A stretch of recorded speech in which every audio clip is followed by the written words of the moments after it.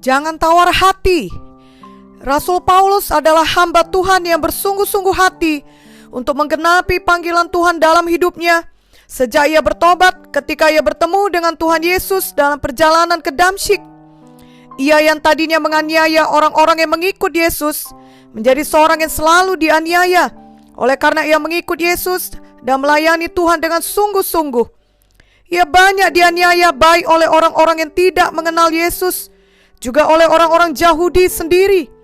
Beberapa kali dalam suratnya ia menyatakan pembelaan dirinya bahwa ia dianiaya dan banyak mengalami penderitaan, bukan karena ia berbuat jahat dan licik, tetapi oleh karena memberitakan bahwa Yesus adalah juru selamat. Seringkali kita juga mengalami banyak aniaya dalam hidup kita ketika kita mengikut Tuhan dengan sungguh-sungguh dan melayani Tuhan dengan segenap hati tanpa ada maksud-maksud lainnya yang tersembunyi. Marilah kita jangan tawar hati, tetapi mari tetap berdiri di atas kebenaran, dan marilah tetap maju terus dalam pelayanan dan pertumbuhan rohani kita, oleh karena Tuhan tetap menyertai kita, dan kita telah ditetapkannya menjadi orang-orang yang lebih daripada orang yang menang, dan Ia menyediakan mahkota dan upah di sorga yang kekal. 2 Timotius 4 ayat 7-8 berkata, Aku telah mengakhiri pertandingan yang baik, aku telah mencapai garis akhir, dan aku telah memelihara iman. Sekarang telah tersedia bagiku mahkota kebenaran yang akan dikaruniakan kepadaku oleh Tuhan, Hakim yang adil pada harinya. Tetapi bukan hanya kepadaku, melainkan juga kepada semua orang yang merindukan kedatangannya. Mari kita membaca 2 Korintus 4 ayat 1-11 dan juga ayatnya ke-16-18, ayat demi ayat.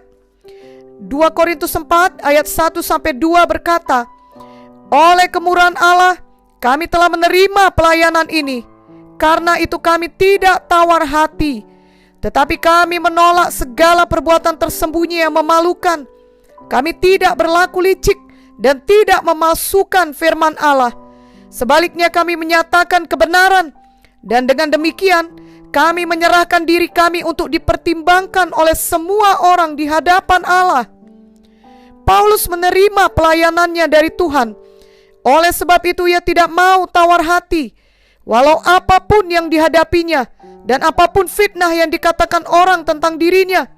Ia menolak segala perbuatan tersembunyi yang jahat dan memalukan. Ia tidak berpura-pura dalam hidup dan pelayanannya. Ia tidak berlaku licik dan tidak memalsukan firman Tuhan. Sebaliknya, dia selalu menyatakan kebenaran dan dia menyerahkan diri untuk dipertimbangkan oleh semua orang di hadapan Tuhan. Jika seseorang dipimpin Roh Kudus, tentulah dia bersuka cita atas semua pelayanan dan pengajaran dan pimpinan Paulus. Tetapi jika orang-orang egois, sombong, iri hati, yang hidupnya tidak dipimpin Roh Kudus, maka ia akan membuat banyak kritik terhadap pekerjaan Paulus. Bahkan ada yang memfitnah dan menghasut orang lain untuk melawan, bahkan membunuh Paulus. Jadi jangan heran jika kita melayani Tuhan dan bersaksi tentang Yesus, maka ada orang-orang yang melawan, bahkan memfitnah dan menganiaya kita. 2 Korintus 4 ayat 3-4 berkata, Jika Injil yang kami beritakan masih tertutup juga, maka ia tertutup untuk mereka yang akan binasa, yaitu orang-orang yang tidak percaya, yang pikirannya telah dibutakan oleh ilah zaman ini, sehingga mereka tidak melihat cahaya Injil tentang kemuliaan Kristus, yang adalah gambaran Allah. Adapun Paulus memberitakan Injil dengan kasih dan kuasa Tuhan. Jika ada orang yang tidak percaya kepada Injil, mereka adalah orang yang mengeraskan hati, yang terus-menerus mata rohaninya ataupun pikirannya dibutakan oleh setan iblis, sehingga tidak dapat melihat terang Injil kemuliaan Tuhan Yesus. Betapa pentingnya kita mendoakan jiwa dengan mengusir semua setan yang hendak menipu mereka, sehingga mata rohani mereka terbuka. Dan ketika kita memberitakan Injil Kristus kepada mereka, mereka dapat mengerti dan percaya serta menerima Yesus sebagai Tuhan dan Juru Selamat. Jadi selain berdoa, kita harus memberitakan Injil Dan setiap kali menginjil, kita harus berdoa terlebih dahulu. 2 Korintus 4 ayat 5-6 berkata, sebab bukan diri kami yang kami beritakan, tetapi Yesus Kristus sebagai Tuhan, dan diri kami sebagai hamba-Mu karena kehendak Yesus. Sebab Allah yang telah berfirman, dari dalam gelap akan terbit terang, Ia juga yang membuat terangnya bercahaya di dalam hati kita, supaya kita beroleh terang dari pengetahuan tentang kemuliaan Allah yang nampak pada wajah Kristus. Paulus menyatakan lagi bahwa dalam pelayanannya dia tidak memberitakan tentang dirinya, tetapi hanyalah tentang Yesus saja.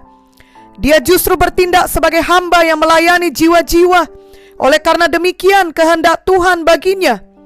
Dia juga mengakui, bukan oleh karena kuasanya maka terbit terang dalam hati jiwa-jiwa yang mendengar Injil, tetapi oleh karena kuasa Tuhanlah, sehingga jiwa-jiwa menerima terang dari pengetahuan tentang kemuliaan Tuhan. Ini semua oleh karena pengenalan kita akan Tuhan Yesus melalui firman Tuhan.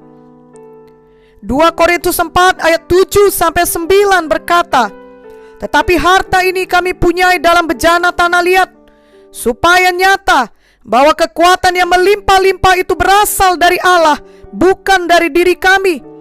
Dalam segala hal kami ditindas, namun tidak terjepit. Kami habis akal, namun tidak putus asa. Kami dianiaya, namun tidak ditinggalkan sendirian. Kami dihempaskan, namun tidak binasa. Paulus berkata bahwa kita memiliki harta, yaitu kuasa Roh Kudus yang melimpah-limpah di dalam kita, sehingga oleh Roh Kudus kita mampu menghadapi segala keadaan dalam hidup kita dan dalam pelayanan kita. Contohnya, ketika dalam segala hal kita ditindas, tetapi kita tidak terjepit, sehingga kita tidak hancur hati dan tidak menyerah. Kita dianiaya atau difitnah sedemikian rupa, sehingga kita habis akal, namun kita tidak putus asa dan tidak menyerah. Kita dianiaya dan orang-orang meninggalkan serta melawan kita, namun kita tidak sendirian, oleh karena Tuhan menyertai kita. Kita dihempaskan, seolah-olah dibanting, sehingga hati kita merasa sangat terpukul, tetapi kita tidak binasa, oleh karena Tuhan adalah penolong kita. Apapun yang kita hadapi, khususnya dalam situasi pandemi COVID-19 yang belum berakhir, kita tidak menyerah, tetapi bertekun dalam iman dan tetap kuat oleh kekuatan Roh Kudus dalam kita. 2 Korintus 4 ayat 10-11 berkata, kami senantiasa membawa kematian Yesus di dalam tubuh kami, supaya kehidupan Yesus juga menjadi nyata di dalam tubuh kami. Sebab kami yang masih hidup ini terus-menerus diserahkan kepada maut karena Yesus, supaya juga hidup Yesus menjadi nyata di dalam tubuh kami yang fana ini. Ayat firman ini sejalan dengan Galatia 2 ayat 20 yang berkata, namun aku hidup, tetapi bukan lagi aku sendiri yang hidup, melainkan Kristus yang hidup di dalam aku. Dan hidupku yang kuhidupi sekarang di dalam daging adalah hidup oleh iman dalam Anak Allah yang telah mengasihi aku dan menyerahkan dirinya untuk aku. Sebenarnya kita telah mati bagi manusia lama kita, dan kita hidup baru dalam Kristus. Ini kita proklamirkan ketika kita dibaptis dalam air.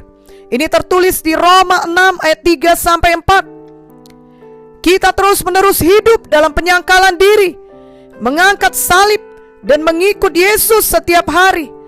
Ini tertulis di Lukas 9 ayat 23. Itu sebabnya kita tidak pernah menyerah, dan janganlah tawar hati walau apapun yang datang dalam kehidupan dan pelayanan kita, tetapi sebaliknya kita terus bertumbuh dalam Tuhan.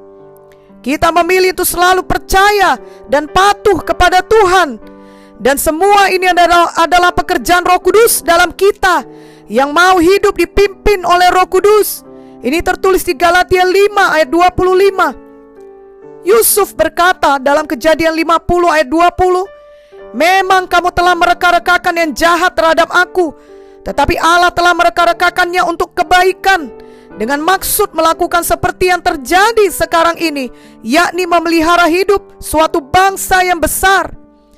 Iblis memang mereka-rekakan yang jahat ketika kita dianiaya, tetapi Tuhan mereka-rekakan untuk kebaikan, sehingga kita terus bertumbuh secara rohani. Oleh karena kita tetap memilih untuk percaya dan tetap patuh kepada Tuhan. 2 Korintus 4 ayat 16-18 berkata, sebab itu kami tidak tawar hati, tetapi meskipun manusia lahiriah kami semakin merosot, namun manusia batiniah kami dibaharui dari sehari ke sehari. Sebab penderitaan ringan yang sekarang ini mengerjakan bagi kami kemuliaan kekal yang melebihi segala-galanya, jauh lebih besar daripada penderitaan kami. Sebab kami tidak memperhatikan yang kelihatan, melainkan yang tak kelihatan. Karena yang kelihatan adalah sementara, sedangkan yang tak kelihatan adalah kekal. Semakin umur badani bertambah, semakin badan merosot, tetapi rohani kita terus diperbaharui menjadi seperti Yesus. Jadi bagaimanapun penderitaan kita di dunia ini, marilah menang.